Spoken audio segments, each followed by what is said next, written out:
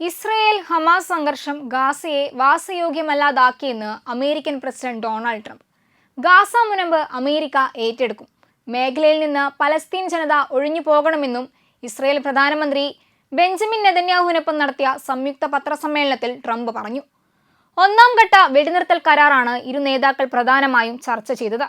Trump അധികാരമേറ്റതിനു ശേഷം ആദ്യമായാണ് മറ്റൊരു രാജ്യത്തിന്റെ ഭരണത്തലവൻ അമേരിക്കയിൽ എത്തുന്നത്. യുദ്ധം ഗാസയെ മനുഷ്യർക്ക് താമസിക്കാൻ കഴിയാത്ത ഇടമാക്കി. പലസ്തീൻ ജനത എന്നേക്കുമായി ഒഴിഞ്ഞു പോകണമെന്ന് ട്രംപ് ആവശ്യപ്പെട്ടു. ഗാസയിൽ ഇപ്പോൾ അവശിഷ്ടങ്ങളുടെ കൂമ്പാരമാണ്. വെടിയേൽക്കാതെ, കൊല്ലപ്പെടാതെ നല്ലയിടങ്ങളിൽ സുരക്ഷിതമായി താമസിക്കാൻ പലസ്തീനികൾക്ക് കഴിയണമെന്ന് ട്രംപ് പറഞ്ഞു. പലസ്തീൻകാരെ സ്വീകരിക്കാൻ ഈജിപ്തും ജോർദാനും തയ്യാറാകണമെന്ന് ട്രംപ് ആവശ്യപ്പെട്ടു.